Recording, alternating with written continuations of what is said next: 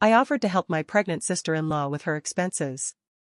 Instead, she secretly sold my jewelry, emptied my bank account, then told my husband I was mentally unstable. He believed her. As I was dragged from my own home, she whispered, "This was easier than I thought." Weeks later, she answered the door to a letter she never expected. I was 34 when this happened. Married for 6 years. No kids. Just me and my husband, Mark, building a life together in Allentown, Pennsylvania. We weren't rich, but we were okay. I worked full-time at a dental clinic. Mark ran his HVAC business, long hours, but we made it work. We had trust. Or at least I thought we did. Mark's younger sister, Rebecca, had always been kind of a mess. She dropped out of college, bounced between jobs, moved back in with their mom a few times. Mark always had a soft spot for her. Said she just needed stability. So when she called late one night crying, saying she was pregnant and had nowhere to go because her boyfriend left, I told Mark to let her come stay with us. I don't know why, but I felt bad for her. I thought maybe if she had some peace, she'd figure her life out. She moved in the next day. The first couple of weeks were fine. She was quiet. Said thank you a lot. I took her to her OB appointments, bought her a pregnancy pillow, helped her sign up for Medicaid. I gave her space, let her rest. She always looked tired, always rubbed her belly like it hurt. She was good at playing helpless. Then one morning I went to grab my mom's gold bracelet to wear to work. It was gone. I checked the whole house, every drawer. I asked Rebecca, trying not to sound accusing. She blinked, looked confused. No, I haven't seen it. That's weird. She said maybe I misplaced it. And I wanted to believe her. I told myself I probably did. Then 2 days later, my diamond studs disappeared. Those earrings were my favorite. A gift from Mark on our 3rd anniversary. I always kept them in the same jewelry box in my closet. Gone. This time I told Mark. He shrugged. Maybe you took them off somewhere and forgot. I wanted to scream. But I let it go. I didn't want to cause a scene. Rebecca was pregnant, after all. I didn't want to stress her out. A week later, it got worse. I logged into our joint bank account to pay a bill. Balance, 36 cents. I stared at the screen.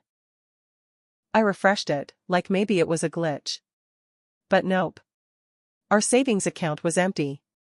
Checking account too. I called the bank immediately, panicking. The woman on the phone told me the money had been transferred out in 3 separate transactions over the last week, all to a new account under my name. I lost it. I told her I didn't open any new account. She said it had my social, my email, even my phone number. I didn't understand. I felt sick. I was shaking. I ran downstairs and showed Mark. He looked at me like I was a stranger. Why would you do that? Are you hiding something from me? No. I yelled. Someone did this to me. Someone got into my info. And that's when Rebecca walked in. She was wearing one of my sweatshirts. Her hand on her belly. Eyes big like she was scared. I'm sorry, she whispered. I didn't want to say anything but, she's been acting weird. She talks to herself in the kitchen. I heard her crying in the bathroom. And yesterday she accused me of stealing her bracelet. Her voice trembled. I think she's having a breakdown, Mark. Mark looked at her. Then at me. And something changed in his face. He looked at me like I was crazy. Like I was dangerous. You need to rest, he said. You're not well. I tried to argue. I begged him to listen to me. I showed him my texts, my call log, everything. He didn't care. They called my sister, Gina, to come pick me up. Said maybe I should stay somewhere else for a while. I didn't even get to pack a bag properly. Mark stood there with his arms crossed while I grabbed what I could in 10 minutes. I was crying so hard I couldn't see. And right before I walked out, Rebecca came close to me. She leaned in and whispered in my ear, "This was easier than I thought." My blood went cold. I wanted to scream. I turned around and told Mark what she said, but he just shook his head. She's pregnant. Why would she lie? I stood there in shock. I thought about all the rides I gave her, the groceries, the prenatal vitamins I paid for. I'd let her into my home, my life, my heart, and she stole everything from me. At my sister's house, I stayed in her guest room. I cried for 3 days. I didn't eat. I didn't talk much. But then I got angry. I went through every charge on our account. I made a list of the transfers. I filed a fraud report with the bank. I filed a police report. I contacted the pawn shop I'd seen a few days earlier on my way home from work. Just a hunch. They had security footage. I couldn't believe my eyes. There she was, Rebecca. Walking into the pawn shop, belly and all, with a small jewelry box. My jewelry box. She sold my mom's bracelet, my anniversary earrings, even the necklace Mark gave me when we first started dating. She showed her ID. Smiled. Walked out like she didn't just destroy my life. I took screenshots. I had the pawn shop manager email me the footage. I also got the bank to send a copy of the transfer form. The signature wasn't even close to mine. That's when I made a plan. I typed up a letter. Simple, short. Here's what really happened. Footage enclosed. This isn't over. I printed the screenshots. A copy of the transfer authorization. A list of missing jewelry. And a freeze notice from the bank showing a fraud investigation had been opened. I mailed the whole thing certified to our house. Addressed it to both Mark and Rebecca. 2 days later, she signed for it. My sister drove by the house around noon. Said she saw Rebecca come to the door, open the envelope, and just stand there staring at the papers. Frozen. But I wasn't done yet. That was just the start. Because if they thought that letter was bad, they had no idea what was coming next. So here's where things really started to turn.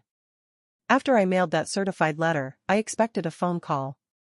Maybe even an apology. Something. But all I got was silence. 2 days passed. Then 4. Nothing. Mark didn't call. He didn't text. Rebecca didn't either. It was like they were pretending it never happened. And that silence made everything worse. But the law wasn't staying silent. 2 weeks after I filed my report, a detective from the local PD called me back. Said they were assigning someone to my case. The footage from the pawn shop helped. So did the fake bank documents. They told me they were starting a formal investigation into identity theft and fraud. I finally felt like I was being heard. I also reached out to a lawyer, Gina's friend from college. His name was Travis, and he didn't sugarcoat anything. You're not just a victim, he told me. You're the legal owner of that home. You're on the mortgage, right? Yeah, I said. Then you've got rights. You've got every right to take this to court, and I suggest you do. We got to work. Travis helped me file for a financial restraining order. That froze access to our joint accounts, including the new one that Rebecca had fraudulently opened in my name. He also sent a formal cease and desist letter to the house, again addressed to both of them. This time, Rebecca didn't just ignore it. She posted something on Facebook. A long, rambling post about family betrayal, being pregnant and harassed by unstable people, and how some women just can't accept when they're no longer wanted. She didn't use my name, but everyone who knew us could tell who she was talking about. She made herself look like a poor, innocent victim, alone, pregnant, just trying to make it through life while being attacked. I saw it because a mutual friend sent it to me. I was furious. But what really broke me was seeing Mark like and comment on it. He wrote, "You're the strongest person I know. Proud of you." That was the man I married. Or at least I thought it was. He stood by while his sister robbed me, framed me, then painted me like I was some lunatic. And now he was cheering her on? I was done playing nice. So I went further. I filed to freeze the house deed. Since we were both owners, and I was being denied access to my own property, I had legal standing. Travis helped me draft a court petition.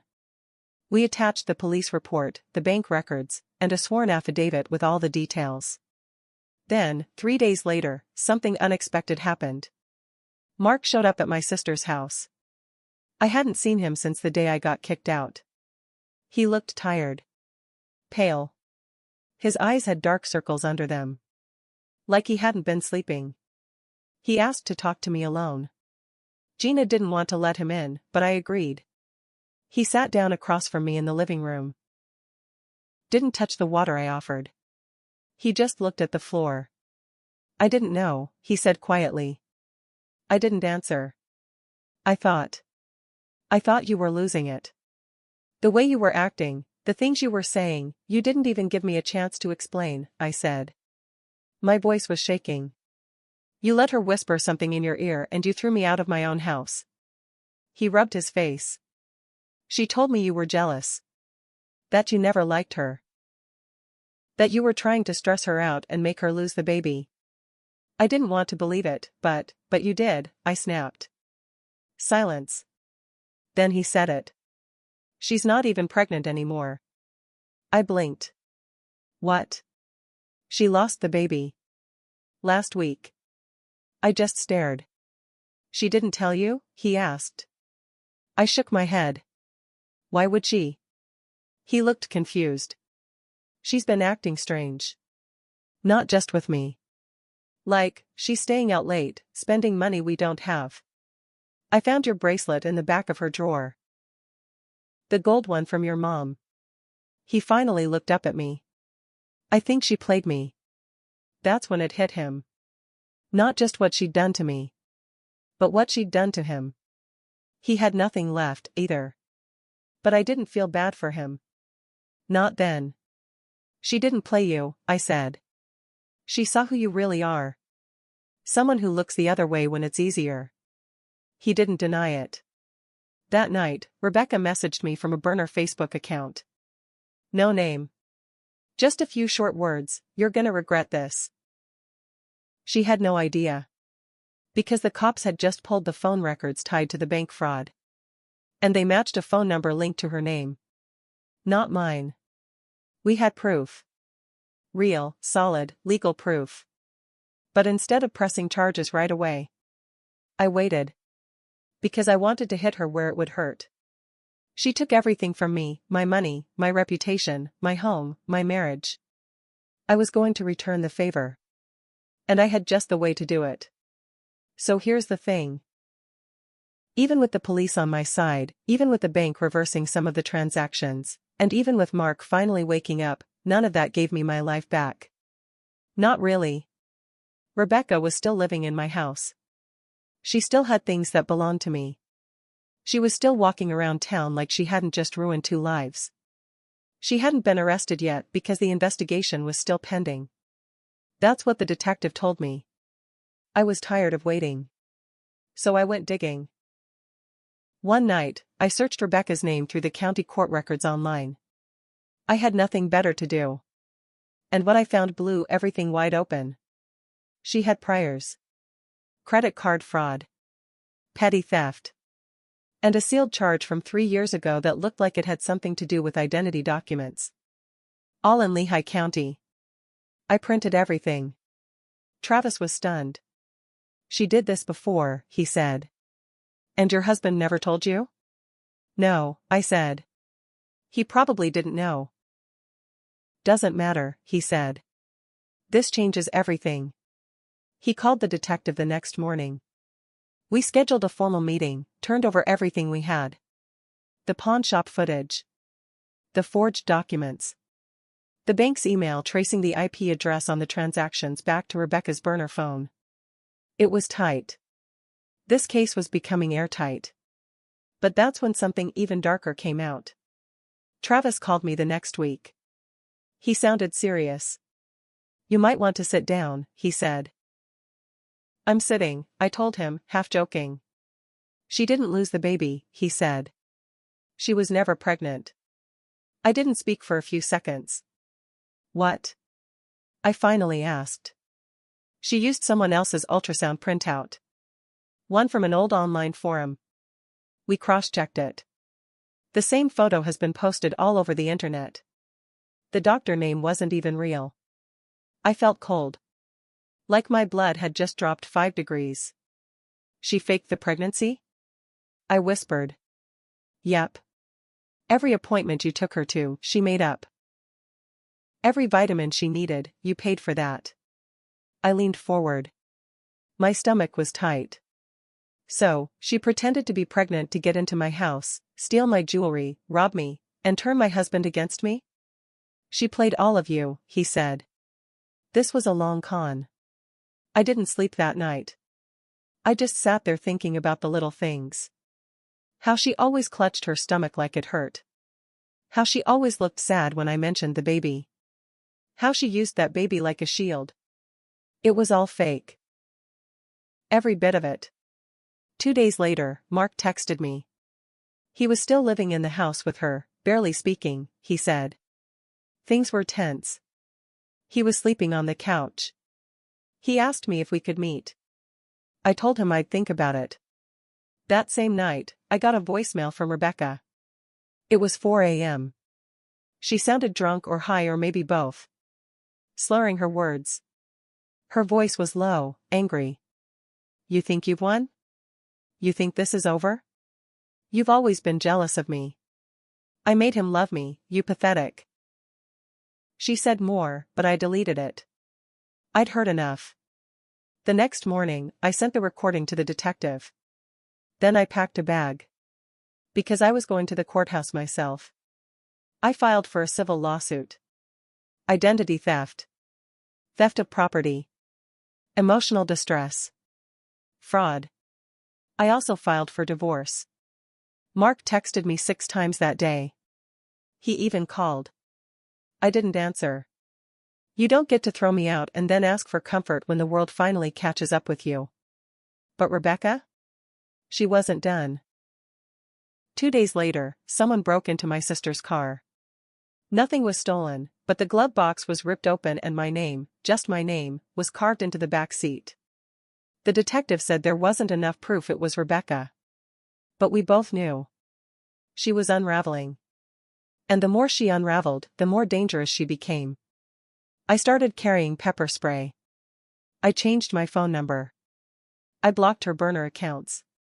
But I didn't stop. Because she thought this was a game. She thought she could scare me off before court. She had no idea I was just getting started. What she didn't know was that the private investigator I hired had followed her to a cash for gold place just across the county line. She sold a chain that matched one of mine. And we had video. And we also had a recording of her bragging about me to some guy at a bar. About how she stole everything from that dumb girl. She was laughing. That video would become Exhibit A. I showed it to Travis. He just smiled. This is it, he said. This is your case. But I didn't just want to win in court. I wanted to make sure she knew how it felt to lose everything. To feel trapped. Powerless. Just like she made me feel. And with one final move, I knew how to make it happen. Here's how it ended. Not with me yelling or breaking down. It ended with her sitting in a courtroom, face pale, hands shaking, looking at a judge who was done with her lies. But let me back up. After we got the video of Rebecca selling the stolen necklace and bragging at that bar, my lawyer Travis filed for a full criminal complaint.